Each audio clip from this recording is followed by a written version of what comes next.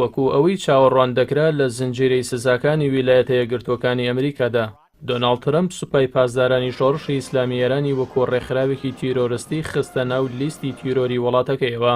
ئەم سوپایە کە بە سوپای شۆڕش ناسراوە و پارێزەری بنەماکانی شۆڕشی 1970 کۆماری ئیسلامی ئێرانە، ڕاستەوخۆ لە دوای سەرکەوتنی شۆڕشدا مەزرا و زنجیرەیەک ڕوبەڕووبوونەوەی مێژووی بەخۆیەوە بینی، لەوانە جەنگی گروپەکانی ئۆپۆزیسیۆن و جەنگی 8 ساڵی ئێران عێراق بۆیە ئەزموونێکی زۆری سەربازی بەدەستهێنا کە سەرەتا بە چەکی سووکەوە دەستی پێکرد و ئێستا خاوەنی هێزی وشکانی و دەریایی و ئاسمانی و چەکی استراتیژیە.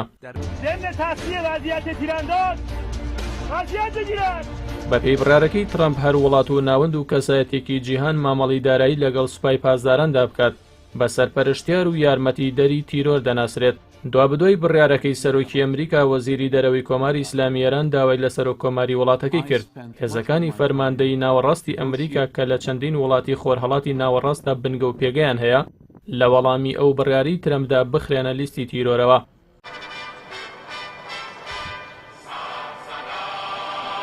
بۆ مەبەستە ئەندامانی ئەنجومەنی شوڕای ئیسلامی ئێران بۆ پشتیوانی لە پێگەی ئەو هێزە بە جلوبەرگی فەرمی سوپای پاسدارانەوە بەشداریان لە کۆبوونەوەی پەرلەماندا کردو هێزەکانی ئەمریکایان لە ناوچەی خۆرهەڵاتی ناوەڕاستدا خستە لیستی تیرۆرەوە.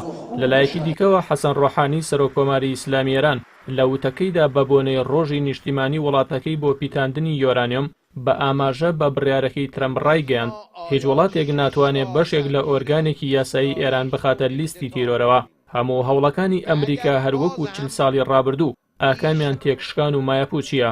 وتیشی ئەو هەنگاوی ئەمریکا زیاتر هەوڵاتیانی ئێرانی یەک دەخات.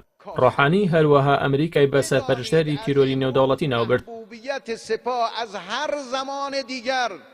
در قلب ملت ایران و منطقه بیشتر خواهد. بە بڕۆی چاودێران ئەوەی ئامانجی ئەمریکا لەم قۆناغەدا ڕوبەڕووبوونەوەی سەربازی نییە لەگەڵ سوپای پاسداران بە تایبەت کە ئیداری ترەمپ دەیەوێت لە ئەفغانستان و سووریا و زۆرینەی ناوچەکە پاشەکشە بکات. ئەوەش دەزانێت کە هێزەکانی لە مەودای موشک و ئۆپەراسیۆنی هێزەکانی قودسی سوپای پاسداراندا نییە. بۆیە بەرپرسانی ئەمریکا زۆر باش لەوە ئاگادارن کە گەمە و مجازەفەی سەربازی ئاکامێکی ترسناکی دەبێت. شما شاهد فرود موشک‌های ما بر سر دشمنان ملت ایران